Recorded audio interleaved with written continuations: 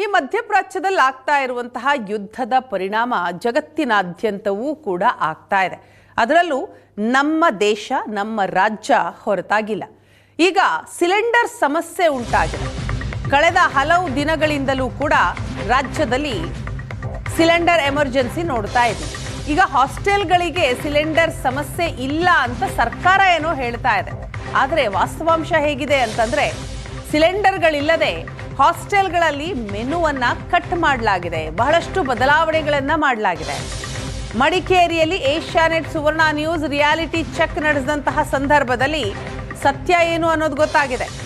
ಮಧ್ಯಪ್ರಾಚ್ಯ ಯುದ್ಧದ ಎಫೆಕ್ಟ್ನಿಂದ ಸಿಲಿಂಡರ್ ಕೊರತೆ, ಹಾಸ್ಟೆಲ್ ವಿದ್ಯಾರ್ಥಿಗಳಿಗೆ ಕೆಲವು ಆಹಾರಗಳಲ್ಲಿಯೂ ಕೂಡ ಕಡಿತ ಮಾಡಲಾಗಿದೆ. ಮೆಟ್ರಿಕ್ ಹಾಸ್ಟೆಲ್ನಲ್ಲಿ ಕೆಲವು ಆಹಾರಗಳ ಮೆನುವಿನಲ್ಲಿ ಕಡಿತ ಮಾಡಲಾಗಿದೆ.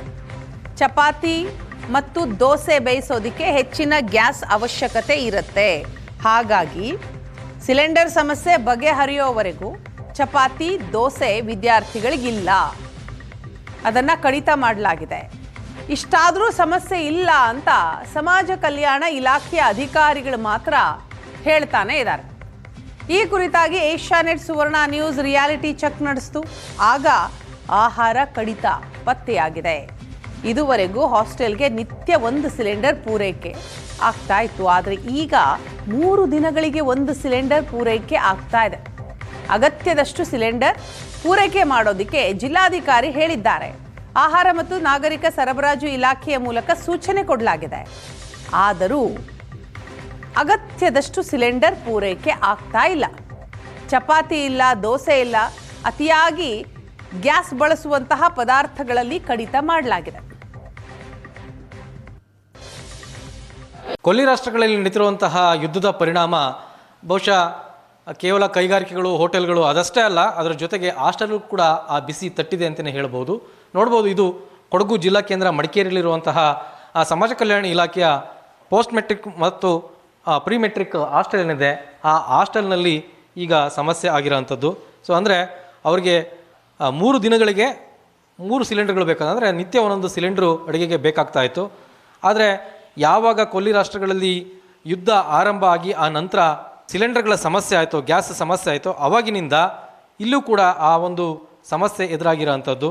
ಸೊ ಹೀಗಾಗಿ ಇಲ್ಲಿ ಹಾಸ್ಟೆಲ್ನಲ್ಲಿ ಸದ್ಯಕ್ಕೀಗ ಊಟದಲ್ಲಿ ಕೊಡ್ತಿದ್ದಂತಹ ಚಪಾತಿ, ಹಾಗೆ ಬೆಳಗ್ಗೆ ತಿಂಡಿಗೆ ಕೊಡ್ತಿದ್ದಂತಹ ದೋಸೆ, ಈ ಕೆಲವು ಫುಡ್ಗಳನ್ನು ಕೂಡ ಈಗ ನಿಲ್ಲಿಸಿರೋ ಅಂಥದ್ದು. ಅಂದರೆ ಅದನ್ನು ಬೇಯಿಸಲಿಕ್ಕೆ ಸಾಕಷ್ಟು ಪ್ರಮಾಣದಲ್ಲಿ ಗ್ಯಾಸ್ ಬೇಕಾಗುತ್ತೆ ಅನ್ನೋಂತಹ ಹಿನ್ನೆಲೆಯಲ್ಲಿ ಅವುಗಳನ್ನು ಈಗ ಸದ್ಯಕ್ಕೆ ನಿಲ್ಲಿಸಲಾಗಿದೆ. ನೋಡ್ಬೋದು, ಏನು ದೋಸೆ ಮತ್ತು ಚಪಾತಿಯನ್ನು ಬೇಯಿಸುವಂತಹ ಆ ಕಲ್ಲೇನಿದೆ ಅದು ಈಗ ಸದ್ಯಕ್ಕೆ ಸ್ಟಾಪ್ ಆಗಿದೆ.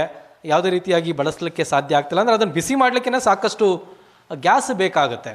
ಸೊ ಹೀಗಾಗಿ ಸಹಜವಾಗಿಯೇ ಅದನ್ನು ಸ್ಟಾಪ್ ಮಾಡಿ ಯಾವುದೆಲ್ಲ ಅಗತ್ಯವಾಗಿ ಬಳಕೆ ಮಾಡಲಿಕ್ಕೆ ಒಮ್ಮೆಲೇ ಬಲ್ಕಾಗಿ ಮಾಡಿಟ್ಕೊಂಡು ಮಕ್ಕಳಿಗೆ ಪೂರೈಕೆ ಮಾಡಲಿಕ್ಕೆ ಸಾಧ್ಯ ಆಗುತ್ತೆ ಅಂತಹ ಆಹಾರಗಳನ್ನು ಸಿದ್ಧಗೊಳಿಸಿ ಈಗ ಸದ್ಯಕ್ಕೆ ಕೊಡಲಾಗ್ತಾ ಇದೆ. ಒಂದು ವೇಳೆ ಏನಾದ್ರೂ ಇದನ್ನು ಮಾಡಲಿಕ್ಕೂ ಕೂಡ ಸಿಲಿಂಡರ್ಗಳು ಸಿಗಲಿಲ್ಲ ಅಂತಂದರೆ ಮಕ್ಕಳಿಗೆ ಎಕ್ಸಾಮ್ ನಡೀತಾ ಇದೆ. ಸೊ ಇಂತಹ ಸಂದರ್ಭದಲ್ಲಿ ಊಟದ ಸಮಸ್ಯೆನೂ ಕೂಡ ಆಗುತ್ತೆ ಅನ್ನೋಂಥದ್ದು.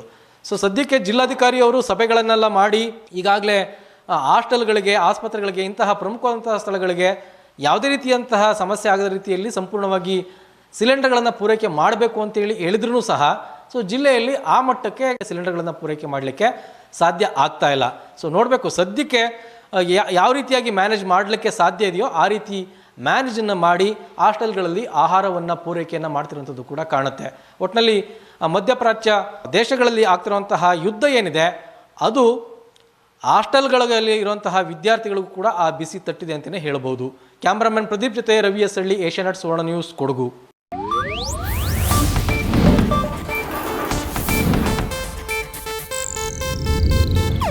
ಇದು ಏಷ್ಯಾನೆಟ್ ನ್ಯೂಸ್ ನೆಟ್ವರ್ಕ್ ಪ್ರಸ್ತುತಿ.